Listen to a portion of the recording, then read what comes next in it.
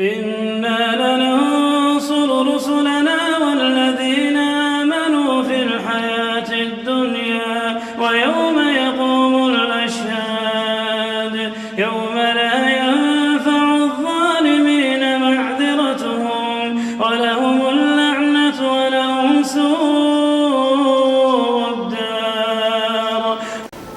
Ayo ikhwan dimuliakan Allah Subhanahu wa taala. Kemudian di antara perkara yang sering menimpa orang-orang yang berpuasa, ya, masalah-masalah lain adalah bagaimana kalau dia mimpi basah di siang bolong. Ya, mimpi basah. Itulah. Ya, apakah membatalkan puasanya? Ya, maka mimpi yang demikian tidak membatalkan puasanya. Tidak membatalkan puasanya. Karena itu mimpi, bukan hal yang disengaja. Tapi kalau disengaja, maka itu batal. Baik disengaja dengan suami istri atau disengaja dengan sendiri, ya, maka itu membatalkan puasanya. Nabi sallallahu alaihi wasallam bersabda tentang hal yang lain, karena Rasulullah sallallahu alaihi wasallam yudrikuhul fajr wa huwa junub min ahli thumma yaghtasil wa yasum. Adalah Nabi sallallahu alaihi wasallam mendapati dirinya ketika fajar itu dalam keadaan junub. Nabi sallallahu alaihi wasallam keadaan junub dengan istrinya. Artinya Nabi SAW junub ketika malam hari. Ketika bangun mendapati dirinya itu masih dalam keadaan junub dan beliau mandi kemudian berpuasa. Ini juga menjadi dalil bahwasanya seorang itu boleh berhubungan dengan istrinya di malam hari. Ya. Kemudian dia nggak sempat mandi di malam hari, mandinya besok. Ketika habis sahur, ya setelah sahur, kemudian dia baru mandi. Kemudian dia melakukan salat, kemudian melanjutkan puasa. Dan itu tidak mengapa. Yang tidak boleh terjatuh dalam perbuatan tersebut di siang bolong puasa, itu tidak boleh. Begitu juga dalam perkara ya junub di siang hari ataupun mimpi, junub karena mimpi, maka tidak membatalkan puasa. Ayo ikhwan dimuliakan Allah Subhanahu wa taala. Juga termasuk di dalam perkara-perkara Ramadan yang perlu diperhatikan oleh seseorang adalah hal-hal yang disunnahkan di hari-hari puasa, ialah memakai siwak.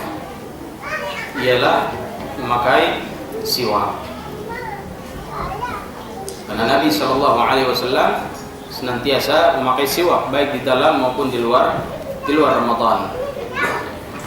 Dan dia adalah suci. Siwak itu adalah suci. Dan juga bagi orang-orang yang tidak berpuasa, mungkin ada uzur, maka di sana ada kabar gembira atau ada perintah lain yang walaupun dia tidak berpuasa tapi dia mendapatkan pahala puasa, yaitu dengan cara menyiapkan bukaan untuk orang yang berpuasa. Hadis Nabi sallallahu alaihi wasallam dari Zaid bin Khalid al-Juhani, Nabi sallallahu alaihi wasallam bersabda, "Man fattara sha'iman kana lahu mithlu ajrihi, ghaira annahu la yanqusu min ajri as-sha'im syai'un." Rawahu Tirmidzi. Kata Nabi sallallahu alaihi wasallam, barang siapa fattara sha'iman, yang membuat makanan ataupun minuman untuk orang yang berpuasa, maka baginya pahala seperti pahala orang yang berpuasa. Dia nggak puasa, tapi dia mendapatkan pahala orang yang berpuasa. Dan itu semua tidak mengurangi ya dari pahala puasanya orang yang berpuasa sedikit pun. Jadi kita buat makanan atau minuman untuk orang yang berpuasa, kita juga mendapatkan pahala puasanya dia. Ya, walaupun kita mendapatkan pahala puasanya dia, tidak mengurangi pahala puasanya dia. Terlebih lagi ketika kita membuatkan makanan, kemudian makanan tersebut atau minuman tersebut dia minum dan dia makan di hadapan kita, dan itu dapat melahirkan kebahagiaan orang yang memberi dan akan memberikan pahala yang sama kepada orang yang membuatkan makanan. Jadi dalam hal ini juga ya, perlu ta'awun, artinya ketika ada orang yang ya, tidak bisa berpuasa, mungkin sakit atau hal yang lain, dia ingin mendapatkan pahala puasa, ya, maka buatkanlah makanan ataupun minuman, atau beli makanan atau minuman untuk orang yang berpuasa. Dan orang yang diberi memakan minuman tersebut atau makanan tersebut di hadapannya, ya, maka kedua-duanya akan mendapatkan kebaikan. Ayo ikhwan dimuliakan Allah Subhanahu wa taala. Yang terakhir pembahasan adalah permasalahan i'tikaf. Ini kita singkat aja semuanya. Hadis-hadisnya tidak banyak kita jelaskan karena waktu kita tidak cukup. Tentang i'tikaf yang dilaksanakan di 10 malam terakhir. Yang menganjurkan tentang i'tikaf adalah Nabi sallallahu alaihi wasallam. Jadi i'tikaf itu berdiam diri di dalam masjid dalam rangka taqarrub ila Allah, mendekatkan diri kepada Allah, beribadah kepada Allah. Jadi dalam masjid itu apa yang dilakukan? Dia salat, dia baca Quran, dia belajar, dia juga istirahat, ya. Kemudian dia melakukan ibadah-ibadah lain-lain, berdoa, berzikir dan lain semacamnya. Itu yang dilakukan selama 10 malam atau 9 malam. Ya, di dalam masjid. Dan Nabi SAW biasa melakukan hal yang demikian. Bahkan Ibnu Umar menuturkan adalah kebiasaan Nabi SAW ya'takiful 'ashr al-awakhir min Ramadan. Nabi senantiasa beriktikaf di 10 malam terakhir dari bulan Ramadan. Di bulan Ramadan. Bahkan dalam hadis yang lain hatta tawaffahu Allah, sampai Allah Subhanahu wa taala mewafatkan Nabi SAW. Terus beriktikaf. Jadi ini salah satu sunnah yang besar yang ditinggalkan oleh kaum muslimin. Ya, kalau kita melihat di beberapa daerah, misalkan di satu daerah, di satu kecamatan, di satu kabupaten, ya masjid-masjid yang mengadakan i'tikaf itu hanya beberapa masjid saja. Ya, lainnya kosong, nggak ada. Maka sunnah ini harus dihidupkan, harus disemarakkan kembali. Ya, kalau orang lain 10 terakhir semaraknya di pasar, kita semarakkan di masjid. I'tikaf di masjid. I'tikaf di masjid. Jadi ini termasuk sunnah Nabi yang SAW. Masuknya kapan? Mulai dari malam 21. Masuk malam 21 sampai malam 29. Ya. Atau kalau memang disempurnakan 30 sampai malam 30. Ya. Jadi kita masuknya itu ya ba'da asar kita masuk. Pada asar malam 21 itu hari 20-nya. Hari 20-nya ya pada asar masuk ke masjid. Bawa semua perlengkapan. Yang jauh dari rumahnya mungkin bawa bantal, mungkin bawa selimut. Ya. Dia bawa semuanya, dan di masjid itu ada ya ruangan atau tempat-tempat yang disekat untuk orang i'tikaf, tidak masalah. Ya, makanya kalau kita melihat itu di luar ada masjid besar, itu bagian belakang untuk orang i'tikaf. Bagian belakang jadi dikasih ya hijab seperti ini. Kalau dibuka hijabnya itu kasur semua di belakang, sepanjang mata memandang. Ya kasur semua. Jadi istilahnya kamar ramai-ramai. Ya puluhan orang di belakang itu. Jadi di sini ya masjid. Nah, misalkan di sini kita masjid, belakang itu orang tidur, dihijabkan begini. Ya, itu khusus untuk orang-orang istirahat. Jadi ibadahnya di sini, kalau mau istirahat dia masuk ke sana dalam masjid. Ya, tidak boleh dia keluar daripada masjid tersebut. Dan i'tikaf itu disunnahkan. Ya, memang ada beberapa pendapat. Kalau kita merujuk kepada pendapat, ya, yang pertama i'tikaf itu hanya ada di 3 masjid. Ya, hanya ada di 3 masjid. Ya, Masjidil Haram, Masjidil Aqsa, Masjid Nabawi. Ya. Kemudian pendapat lain, ya, i'tikaf itu hanya di masjid jami' saja. Ya. Kemudian pendapat yang ketiga, boleh i'tikaf itu di masjid yang tidak diadakan sholat Jumat, boleh juga i'tikaf selama masjid itu ya ada sholat, ya sholat sunnahnya, sholat wajibnya itu 5 waktu ada. Seperti ini masjid atau menasah. Ini 5 waktunya ada di sini. Kalau ada 5 waktunya boleh i'tikaf di sini. Dengan syarat itu ada 5 waktunya. Ini yang disebutkan oleh kebanyakan para ulama untuk meringankan bagi orang-orang yang mau beriktikaf. Tapi yang lebih afdal itu adalah di masjid yang ada sholat Jumatnya, agar dia Jumat tidak perlu keluar, tetap di situ. Tapi kalau kita nggak ada tempat, susah, Kalau masuk masjid jami susah, ya yang ada kita menasah. Tapi lima waktunya jalan, ya sudah i'tikaf di sini. Fattaqullah mastata'. Ya. Jadi itu dibolehkan. Dan selama 10 malam itu di masjid aja. Kalau keluar mungkin ke kamar mandi saja atau kebutuhan yang lain, buang hajat, yang lainnya semuanya di dalam masjid. Ya. Kapan dia tidur? Tidurnya itu kalau ngantuk. Kalau nggak ngantuk jangan tidur. Kalau nggak ngantuk terus melakukan ibadah-ibadah yang lain selama 10 malam terakhir. Bagaimana makan? Ya makan kalau ada keluarga yang antar. Ya, kalau nggak ada mungkin ada donatur lain yang memberikan. Ya juga dia makan dari hal tersebut. Intinya jemaah dimuliakan oleh Allah Subhanahu Wa Taala, i'tikaf ini kalau sudah dijalankan itu nggak berat. Nggak ada yang berat kalau sudah dijalankan. Tapi terkadang sebelum menjalankan orang sudah terbayang berat ini. Nggak boleh keluar masjid, makannya kayak mana nanti, mandinya gimana, cuci bajunya gimana. Semua itu kalau sudah dijalankan, makanya harus cari pengalaman sekali-sekali. Harus praktekkan dulu, masuk sekali. Ya, harus jalani dulu baru terasa.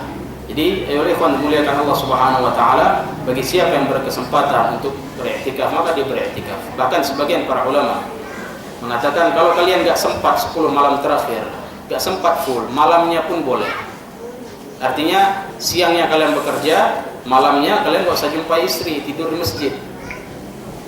Jadi malam habis kerja, ba'da maghrib atau ba'da isya langsung ke masjid. Pulangnya kapan? Pulangnya besok pagi. Habis subuh baru pulang. Ya, untuk kerja lagi. Karena sebagian kan ada yang PNS, ada yang kerja, wajib kerja, nggak boleh cuti. Tapi dia mau ya taqarrub ilallah di 10 malam terakhir. Maka dia boleh mempraktekkan hadis Nabi Sallallahu Alaihi Wasallam, di mana Nabi SAW ya di 10 malam terakhir ya itu bersemangat, wa ayqadha ahlahu, membangunkan keluarganya, ya, syaddan mizar, dan ya mengencangkan ikat pinggangnya, yaitu bersemangat di dalam beribadah. Maka itu dibolehkan, ya, dibolehkan. Namun yang paling afdal yang namanya i'tikaf itu di masjid full. Apakah boleh i'tikaf di rumah? Di rumah bukan i'tikaf, tapi bisa dinamakan menghidupkan malam, ya 10 malam terakhir di rumah, tapi bukan i'tikaf. Ya, namanya i'tikaf itu di masjid, bukan di rumah. Kalau di rumah dia nggak sempat ke masjid, mungkin istri sakit atau anaknya banyak, mungkin nggak ada yang jaga, jadi nggak bisa i'tikaf. Maka dia berdiam diri di rumah, menghidupkan malam-malam di rumah. Ya, itu yang dia bisa, ya, tidak masalah. Tapi itu tidak masuk dalam kategori i'tikaf, hanya menghidupkan malam-malam 10 malam terakhir. Ayo ikhwan dimuliakan Allah Subhanahu Wa Taala, inilah yang mungkin yang bisa kita sampaikan dari permasalahan Ramadan yang ringkas, mulai dari ya sahur sampai berbuka dan sedikit permasalahan i'tikaf. Semoga yang sedikit ini bermanfaat. Sebelum kita tutup, mungkin kalau ada beberapa pertanyaan seputar ya kajian, insyaallah yang bisa kita jawab, kita jawab.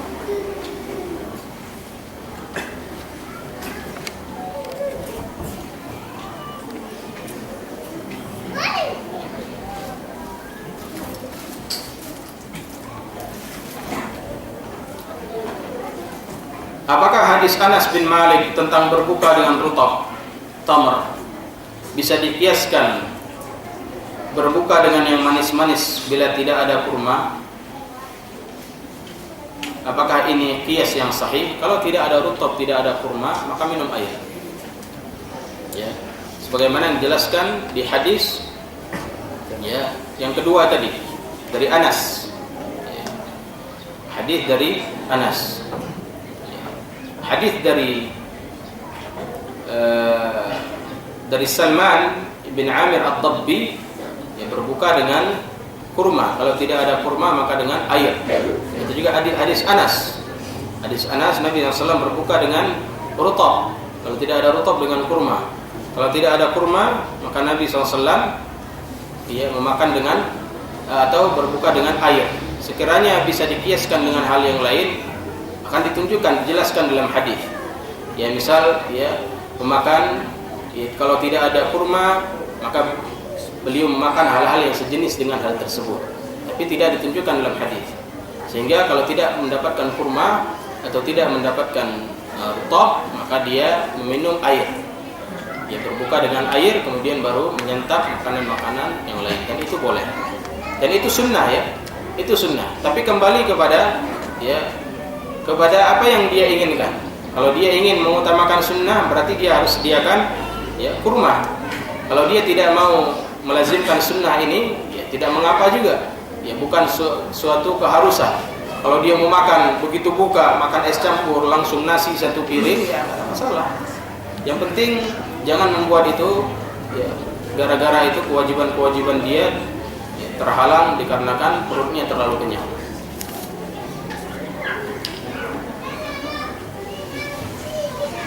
Barang siapa yang salat tarawih bersama imam hingga selesai, maka akan dituliskan baginya salat semalam suntuk. Jika musalla atau masjid di kampung saya salatnya 23 rakaat, namun saya cenderung pada pendapat salat tarawih atau witir 11 rakaat, apakah saya tetap mendapatkan keutamaan salat semalam suntuk jika saya salat tarawih di musalla kampung saya bersama imam hanya 8 rakaat, kemudian sambil menunggu imam menyelesaikan salat tarawih hingga 20 rakaat, saya gunakan waktu untuk tilawah Quran, baru kemudian witir kembali bersama imam. Pendapat yang rajih dalam permasalahan ini, apabila di kampung kita, di tempat kita salat 23 rakaat, maka kita salat 23 rakaat bersama imam sampai selesai.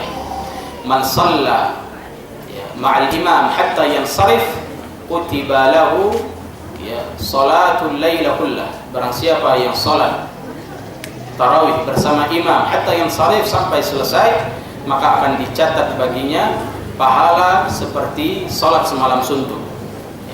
Maka ini berlaku mau dia salat, kalau memang kebiasaannya di situ salat 11 ikut 11, kalau 23 ikut 23. Karena masalah salat di dalam salat malam ini ditunjukkan di dalam hadis Aisyah. Ditunjukkan dalam Aisyah Nabi SAW salat 11. Namun di hadis Ibnu Umar itu tidak ada batas mathna 2 rakaat. Jadi kesimpulan sebagaimana yang disebutkan oleh Syekhul Islam dalam Majmu' Fatawa, siapa yang mau salat 23 rakaat juga boleh, yang mau 11 rakaat itu lebih afdal. Yang 11 rakaat mencukupi dengan apa yang dikerjakan oleh Nabi SAW dengan hadis yang jelas, itu lebih baik dan lebih afdal. Namun untuk mendapatkan keutamaan salat semalam suntuk bersama imam, kalau dia memang di tempatnya salat 23, dia ikut bersama imam 23. Jangan dia salat 8 kemudian duduk baca Quran, atau dia salat 8 kemudian pulang di rumah dia lanjut witir sendiri. Maka dia rugi, tidak mendapatkan fadilah salat malam semalam suntuk. Jadi bagaimana kalau nggak suka salat 23 atau nggak mau salat 23, cari yang salat 11. Namun tetap disunahkan itu salat bersama imam sampai selesai. Allah Ta'ala. Jadi perkara 11-23 itu nggak perlu diributkan, tidak perlu diributkan. Nggak perlulah orang yang sholat 11 mengatakan yang 23 itu sosok rajin, yang 23 mengatakan kepada yang 11 itu orang malas. Nggak perlu ribut-ribut dalam permasalahan ibadah nafilah. Kita ribut antara 11-23, orang yang nggak sholat senang-senang di pasar, kita ribut, jadi sesuatu yang tidak baik. Di sini ada pertanyaan, kapan saja waktu yang dibolehkan untuk bersiwak menggosok gigi ketika sedang berpuasa? Apakah bersiwak di siang atau sore hari hukumnya makruh? Dalam hal ini, ayyuhal ikhwan dimuliakan Allah Subhanahu wa taala, kalau bersiwak kapan saja boleh. Bersiwak asli siwak, kayu siwak. Itu kapan saja boleh. Mau dia bersiwak di pagi hari, di siang hari, setiap sholat, yang demikian tidak mengapa. Kemudian yang kedua, permasalahan pasta gigi, sikat gigi dengan pasta gigi atau odol. Maka ini disesuaikan dengan kebiasaan kita. Kalau kita kebiasaannya di luar Ramadan, di hari-hari biasa, sehari dalam satu hari itu 2 kali sikat gigi dengan pasta gigi, di dalam Ramadan juga demikian. Jangan gara-gara Ramadan sehari sampai 5 kali. Ya, ini namanya ya mencari-cari enak biar ringan. Jadi nanti pagi sikat gigi, jam 10 sikat gigi, nanti zuhur sikat gigi, asar sikat gigi, ya. Nanti mau berbuka sikat gigi lagi. Di hari-hari biasa dia nggak pernah kayak gitu. Ya. Mungkin sikat giginya pun bangun tidur aja. Bangun tidur sikat gigi. Mau sholat nggak ada sikat gigi dia. Mau tidur nggak ada sikat gigi, bangun tidur aja sikat gigi. Tapi kalau puasa sampai 10 kali sikat gigi. Nah, ini nggak betul. Jadi kalau dia sesuaikan dengan kebiasaannya. Kemudian di dalam penggunaan pasta itu tidak boleh berlebihan, disengaja biar lebih segar. Ya nggak boleh. Ya sesuai dengan kebutuhan. Kalau memang dia biasa pakai segitu ya sudah segitu. Dan tidak boleh diperbanyak gara-gara puasa. Seperti orang mandi. Ya mandi sehari biasanya 2 kali. Ini karena puasa sampai 10 kali mandi. Nggak boleh. Sesuaikan dengan kebiasaan. Yang gara-gara puasa. Ya. Di hari-hari biasa nggak pernah ke kolam berenang. Ya nggak pernah mandi sungai. 3 bulan Ramadan sengaja dia ke kolam berenang, sengaja dia mandi lama-lama berendam. Ini nggak boleh. Ya makruh yang demikian. Begitu juga dengan pasta gigi, yang dia sengaja, ini hukumnya makruh. Saat ini sudah masuki pertengahan bulan Sya'ban. Apakah masih boleh berpuasa sunnah Senin Kamis? Boleh. Ya, berpuasa Senin Kamis boleh. Ya, apalagi bagi wanita-wanita yang banyak hutangnya, hutang puasanya banyak. Ada yang setahun, ya, ada yang punya tahun lalu, ya, maka harus dibayar. Ya, mungkin menyusui, ya mungkin juga karena dia hamil atau yang lainnya, ya. Atau karena dia haid atau nifas, maka dia berpuasa Senin Kamis. Mengapa?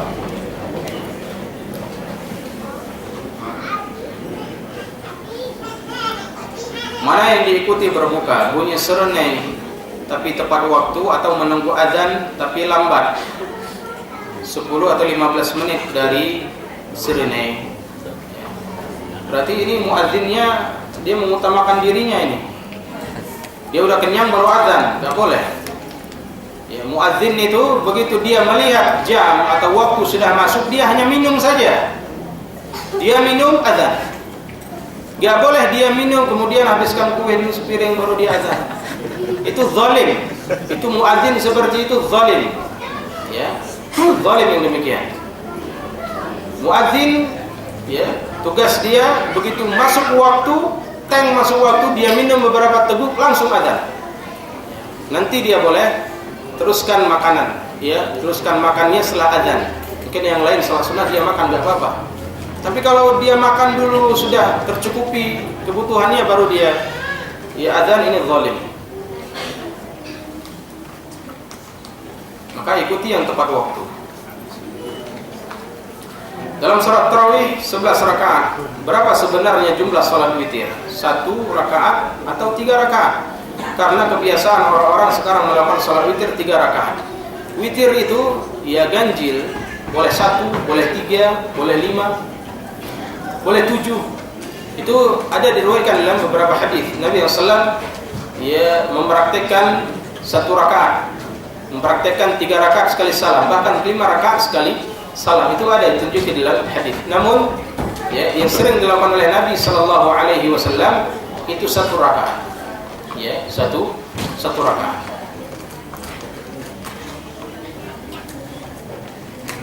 Namun kalau kita menjadi seorang imam di tempat yang sudah kebiasaannya seperti itu, ya jangan bawa cara lain. Jangan bawa cara lain, nanti akan gaduh, nanti akan ribut. Ya. Jadi kalau memang di situ kebiasaannya 3, ya bawa 3. Kalau kebiasaannya di situ 4, ya bawa aja 4. Jangan kita buat hal yang baru yang membuat mereka nanti jadi ribut atau nggak senang dengan kita. Ya. Jadi ini permasalahan yang luas. Tapi kalau kita praktekkan di masjid kita sendiri, maka praktekkan dengan cara yang lebih afdal. Kalau mau mempraktekkan dengan cara yang lain itu boleh sekali-kali. Ya cara ini sekali, nanti cara lain sekali. Biar apa? Biar orang menganggap ya biar orang itu punya pandangan ternyata ya dalam permasalahan ini luas perkaranya, ya tidak dipersempit karena dia dalam amalan-amalan sunnah. Lebih utama yang mana bagi laki-laki salat tarawih di rumah atau di masjid secara berjamaah? Salat di masjid secara berjamaah ini lebih utama bagi laki-laki. Alasan Nabi SAW salat di rumah dan hanya beberapa kali di masjid ini dikhawatirkan akan ya menjadi wajib bagi umatnya. Jadi Nabi SAW salat di rumah. Namun kita wajib salat di masjid untuk menghidupkan malam tersebut. Bagaimana jika tanggal puasa di tahun-tahun lalu yang sudah berselang beberapa tahun? Bagaimana cara mengqadanya? Apakah cukup dengan mengganti hari? Apa perlu membayar fidyah juga? Ini ada rincian. Tinggal puasanya karena apa? Kalau dia tinggal puasanya karena menyusui atau karena hamil, ini ada dua pendapat. Yang pertama fidyah, yang kedua qadha. Namun dalam hal ini saya lebih cenderung untuk memilih fidyah bagi yang menyusui atau yang hamil, karena ini yang difatwakan oleh Ibnu Umar. Ya, maka dalam hal ini saya mengambil kaidah ya, memilih pendapatnya para sahabat itu lebih utama ya, daripada pendapat-pendapat yang datang selanjutnya.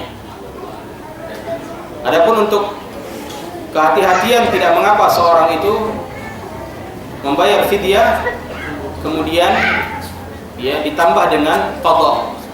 Ini sebagai bentuk kehati-hatian, keluar daripada khilaf. Dia kerjakan dua-dua. Kalau dia memang meninggalkannya karena hamil ataupun menyusui. Tapi kalau dia meninggalkannya karena haid ya, atau karena hal-hal yang lain, safar atau karena sakit, maka dia cukup mengqadha, tidak membayar fidyah. Maka sebagian ulama dalam hal ini membuat dua kaidah. Ya, udzur itu ada dua. Ada udzur yang bisa hilang, ada udzur yang tidak bisa hilang. Udzur yang bisa hilang maka diqadha. Udzur yang tidak bisa hilang maka fidyah. Ya, udzur yang bisa hilang itu diqadha. Bagaimana udzur yang bisa hilang? Seperti safar. Safar apakah selamanya orang safar? Tidak. Dia akan kembali ke tempatnya. Dia akan mungkin kembali. Berarti udzur safarnya hilang. Maka apabila udzur yang hilang ini qadha. Atau sakit, apakah setiap hari dia sakit? Mungkin dia sakit sehari dua hari saja. Kemudian sembuh. Maka udzur hilang seperti ini dia qadha. Namun kalau udzur yang tidak hilang, seperti apa? Tua renta, mungkin dia muda kembali. Makanya dalam ayat Allah Subhanahu wa taala menyebutkan, "Faman syahida minkum asy-syahra falyasum, wa man kana maridan aw 'ala safarin fa'iddatun min ayyamin ukhra." Kalau dia sakit atau melakukan safar, maka ganti dengan hari yang lain. Tapi kalau dia tua, kalau dia tua renta, sambungan ayat kan demikian, maka dia cukup membayar fidyah. Kenapa? Udzurnya tidak bisa hilang karena dia tua renta, atau sakit yang sudah divonis sakitnya ini susah untuk sembuh, maka dia cukup bayar fidyah. Nah, para ulama di sini ada yang mengatakan, kenapa orang yang menyusui dan orang yang hamil itu mereka berpendapat ya juga mengqadha? Karena hamil dan menyusui itu udzur yang bisa hilang. Enggak selamanya perempuan itu hamil terus, menyusui terus, walaupun ada kadang. Jadi mungkin tahun ini dia menyusui, ya besok udah hamil lagi. Tahun depan menyusui, tahun depannya lagi hamil lagi, tahun depannya lagi menyusui lagi. Jadi maka yang seperti ini memberatkan bagi mereka. Makanya oleh karena itu di antara fatwa para sahabat, di antara Ibnu Umar mengatakan orang yang menyusui dan orang yang hamil keadaannya seperti ini terus menerus, mungkin karena dia subur, ya, maka cukup membayar fidyah, Ya. Namun kalaupun dia ingin membayar dengan qadha dan fidyah juga boleh. Jadi ada dua pendapat dalam masalah ini. Ada dua pendapat. Jadi bayar fidyahnya dengan makanan. Makanan atau lebih enaknya ya beli nasi bungkus atau makanan yang dia masak dengan makanan yang ia makan. Kalau dia makan enak, kasih makan yang enak. Jangan dia makan enak ketika bayar fidyah kasih itu orang ikan asin. Ini nggak boleh. Gara-gara fidyah cuma kasih nasi tok, telur goreng udah. Ini fidyah. Sedangkan dia makannya nggak kayak gitu. Dia makannya harus ada ikan, harus ada telur, ada lauknya, ada ininya, ada itunya. Begitu fidyah nggak dia kasih sebagaimana makanannya dia. Ini zalim juga. Jadi fidyah sebagaimana makanan yang dia makan, itulah dia kasih. Dan makanan itu fidyahnya untuk sekali makan, bukan 3 kali makan. Untuk sekali makan. Ya, untuk sekali makan. Kalau dia sehari berarti ya 1 bungkus. Kalau 30 hari 30 bungkus. Plus dengan minumnya. Bagaimana dengan ummahat yang ingin beriktikaf sementara membawa anak-anak? Apakah boleh? Dan kalau boleh, bagaimana teknis pelaksanaannya? Yang laki-lakinya aja susah, ummahatnya malah mau iktikaf. Masya Allah. Laki-lakinya saja yang lebih utama, kadang masih malas. Ummahatnya malah bersemangat. Jadi kalau ummahat mau iktikaf, ini boleh. Sebagaimana yang ditunjukkan dalam hadis Nabi SAW tentang istri-istri Nabi yang beriktikaf. Itu hadis yang disebutkan oleh Aisyah radhiyallahu anha. Anna Nabi sallallahu alaihi wasallam kana ya'takifu al-'ashra al-awakhir min Ramadan hatta tawaffahu Allah. Thumma i'takafa azwajuhu min ba'dihi. Muttafaqun alaih. Nabi SAW melakukan i'tikaf di 10 malam terakhir bulan Ramadan sampai Allah Subhanahu wa taala mewafatkannya. Kemudian setelah Nabi SAW wafat, para istrinya melanjutkan beriktikaf sebagaimana yang dilaksanakan oleh Nabi SAW. Jadi para ulama berbicara tentang iktikafnya para wanita. Boleh wanita itu beriktikaf, tapi harus ada tempat khusus. Ya, terhindar dari pandangan laki-laki. Tempat khusus, ibadah mereka tempat khusus. Ya, kamar mandi mereka tertutup, ya tidak terlihat, tidak ada celah-celah ya bagi mata-mata lelaki untuk melihat. Kemudian ada izin orang tua atau ada izin suami kalau dia sudah menikah. Jadi banyak syaratnya. Jadi kalau seorang wanita itu ingin beriktikaf boleh, tapi harus terpenuhi syarat-syarat tersebut. Kemudian di antara syaratnya selain juga izin, ya juga tidak terbengkalai permasalahan rumah tangganya. Tidak terbengkalai masalah rumah tangganya. Jadi harus ada izin.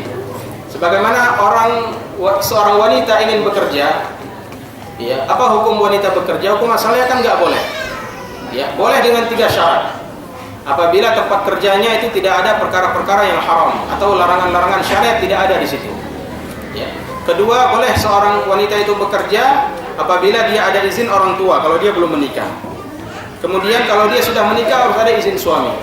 Kemudian syarat yang ketiga, boleh seorang wanita itu bekerja dengan syarat tidak menelantarkan kewajiban dia sebagai seorang ibu rumah tangga. Jadi nggak boleh kewajiban dia yang di rumah mengurus anak, mengurus suami, mengurus rumah, yang lain-lainnya itu terbengkalai gara-gara dia bekerja. Ya, jadi kalau 3 syarat ini terpenuhi, maka dia boleh bekerja di luar. Begitu juga seorang ketika ingin melakukan ibadah. Karena ibadah i'tikaf ini kan dia lakukan di luar rumah. Maka Nabi SAW memberikan beberapa syarat yang ketat. Kalau terpenuhi maka boleh. Kalau tidak terpenuhi maka dia cukup berdiam diri dan menghidupkan malam terakhirnya itu 10 malam terakhir di rumahnya bersama keluarganya, ya, agar kewajiban-kewajibannya tidak terbengkalai. Dan semoga Allah Subhanahu wa taala juga memberikan ganjaran yang besar bagi para wanita yang mau menghidupkan 10 malam terakhir di bulan Ramadan. Wallahu taala alam. Kita cukupkan kajian kita, semoga yang sedikit ini bermanfaat. Sallallahu ala nabiyina Muhammad wa ala alihi wa sahbihi wa sallam. Subhanakallahumma hamdik wa asyhadu an la ilaha illa anta wa astaghfiruka wa atubu ilaik. Assalamualaikum warahmatullahi wabarakatuh.